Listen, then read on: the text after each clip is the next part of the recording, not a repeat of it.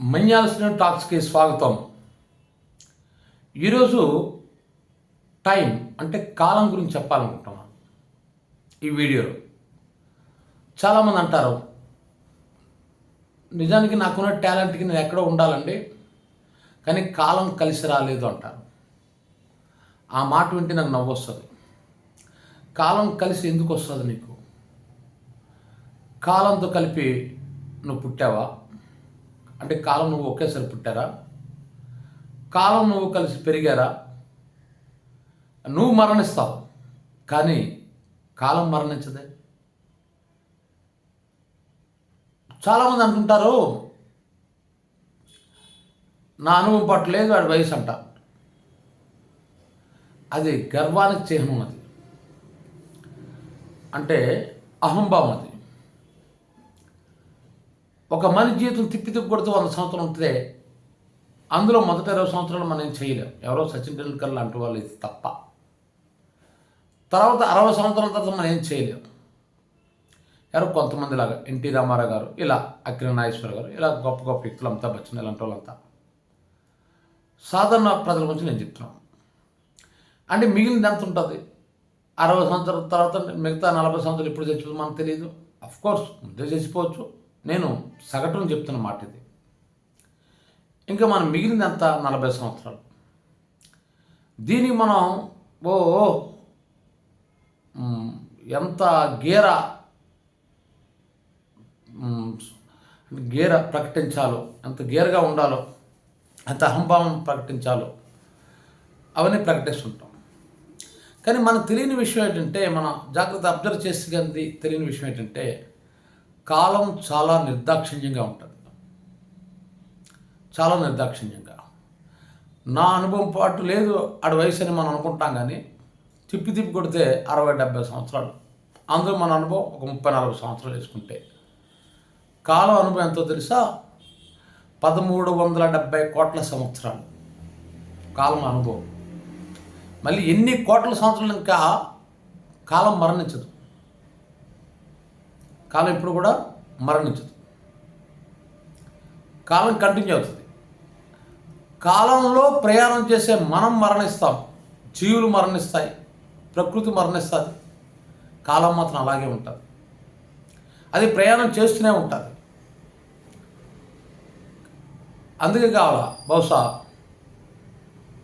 Legendary director దాసనాన్న గారు చెప్తారు, ఆగదు అనే పాటలో, ఆగదు ఏ నిమిషం నీ కోసము, ఆగితే సాగది లోకం.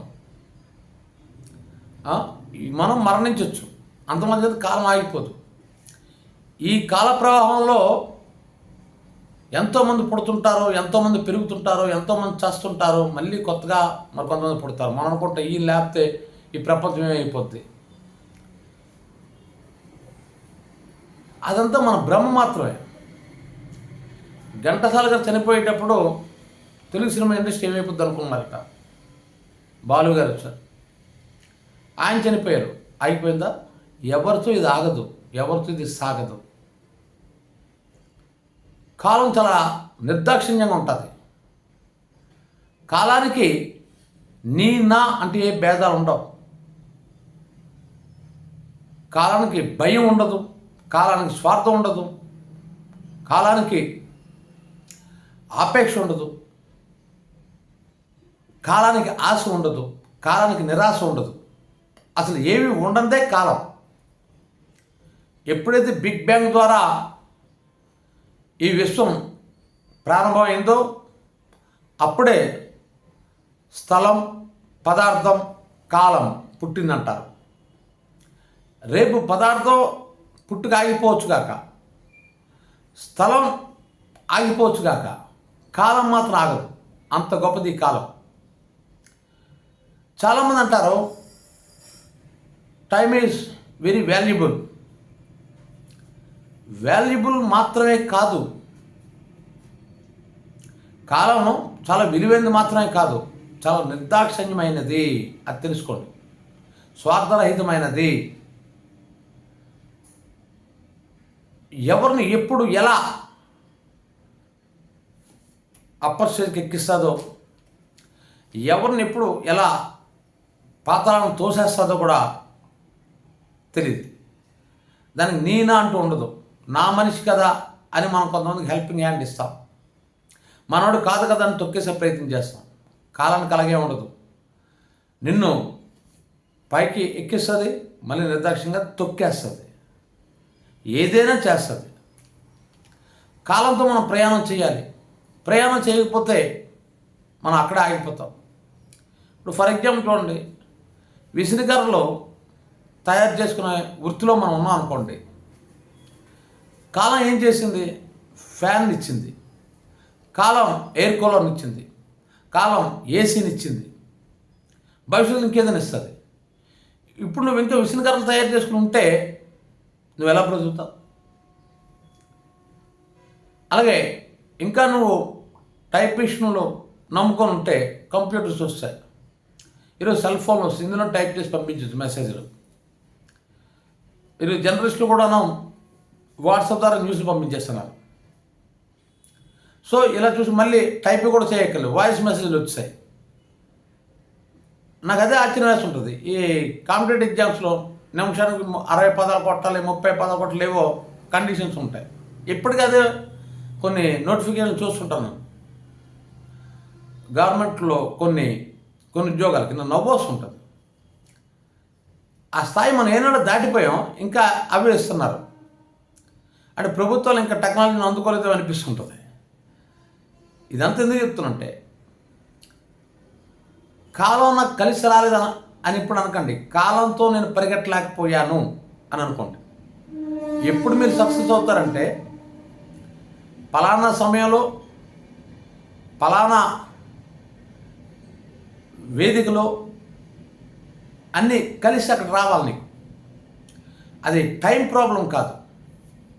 అలా నీకు కలిసి రాలేదు. అంతమంది టైం మీద తప్పుతోసి ఏదో చెప్పినట్లు నేను విసిరికర్రలే తయారు చేసుకుంటాను అనుకున్నాడు. అక్కడే కూర్చుండిపోతే, కాలంతో ప్రయాణం చేయకపోతే మరి అటు సక్సెస్ ఎలా అవుతాడు? ఇప్పుడు ప్రతి రంగంలో చాలా మార్పులు వచ్చేసాయి. ఒకప్పుడు మనం ల్యాండ్ ఫోన్ వాడేవాళ్ళం, తర్వాత విల్ ఫోన్లు వచ్చాయి, ఇప్పుడు సెల్ ఫోన్లు వచ్చాయి, అందులో ఇప్పుడు 5Gకి వెళ్ళిపోయాం. ఇంకా నువ్వు ల్యాండ్ ఫోన్ రిపేర్లు తయారు చేసుకునే మెకానిక్గా ఉంటే నీకేం బేరాలు వస్తాయి? కాబట్టి కాలం పరిగెడుతున్నప్పుడు మనం పరిగెట్టాలి. పరిగెట్టకుండా మనం ఉండిపోతే వెనకబడిపోతాం. అరే పలానాడు పాపం వెనకబడిపోయాడు కదా అని కాలం నీకోసం వెనక్కి రాదు, నిన్ను తన చేతులతో తీసుకొని పరిగెట్టదు. అది నిర్దాక్షిణ్యంగా వెళ్ళిపోతుంటుంది. అందుకే మనం చరిత్రలో చూసే ఎంతో గొప్ప గొప్ప వ్యక్తులు అనుకున్న వాళ్ళు ఆ కాల ప్రవాహంలో కొట్టుకుపోయారు. వీడెందుకు పనికిరాడు అనుకున్నాడు కూడా నెంబర్ 1 అయ్యారు. ఏదైనా అద్భుతమైన జ్ఞాని అనుకున్న వాళ్ళు కూడా తినలేకుండా పోయారు. ఆ కాల ప్రవాహంతో ఆ ప్రవాహం నిన్ను అట్టైనా కొట్టివచ్చు, ఇట్టైనా కొట్టివచ్చు. ఎటొచ్చి నీకు ఈత అడ్డం రావాలి అంటే పోరాటం రావాలి. నువ్వు పోరాట పట్టిమ నీలో లేకపోతే ఆ కాలం ఇప్పుడు ఎదురుగా ఒక నదిలో నువ్వు ప్రవహిస్తున్న నదిలో నువ్వు ఉన్నావు, ఊపిరాడటం లేదు, నువ్వు చేతులెత్తే చచ్చిపోతావు. అప్పుడు నువ్వేం చేస్తావు? ఎలాగో ఒకలా బ్రతకాలని చెప్పేసి నువ్వు ఈత ఆడడానికి ప్రయత్నిస్తావు, ఎదురీత ఆడడానికి ప్రయత్నిస్తావు. అలిసిపోవచ్చు కాక, కానీ నువ్వు కొంత ప్రయాణం చేసి అక్కడ నీకు ఇంకేదైనా అవకాశం దొరకవచ్చు. ఏ తాడు దొరకవచ్చు, ఏ చెట్టు కొమ్మ దొరకవచ్చు, నువ్వు బ్రతకడానికి అవకాశం దొరకవచ్చు. కాలం కూడా అలాంటిదే. ఒక ఉధృతంగా ప్రవహిస్తున్న ఒక ప్రవాహం లాంటిది. ఆ ప్రవాహంలో అందరూ పడిపోతాం మనం. శక్తి ఉండి ఈత ఆడగలిగినోడు, ఎదురీతకి నిలబడగలిగినోడు విజేత అవుతాడు, బ్రతుకుతాడు. లేనివాడు చచ్చిపోతాడు. కాలం కూడా అంతే అనమాట. కాబట్టి ఇది మీరు జాగ్రత్తగా, అంటే ప్రతి ఒక్కరు కూడా అంటే దీన్ని ఒక పర్సనల్ డెవలప్మెంట్ అనుకోవచ్చు, లేదా ఇంకేదైనా అనుకోవచ్చు. మీరు ఏ పేరుని పెట్టుకోండి, వచనమా, ప్రవచనమా, పర్సనల్ డెవలప్మెంటా, ఏదైనా పేరు పెట్టుకోండి. కానీ నేను చెప్పింది మాత్రం నిజం, నా అనుభవ సాక్షి చెప్తున్నాను. కాలం కొన్నిసార్లు మనం విసిరేస్తుంది, కాలం కొన్నిసార్లు మనం ముంచేస్తుంది, కాలం కొన్నిసార్లు మనం చంపేస్తుంది.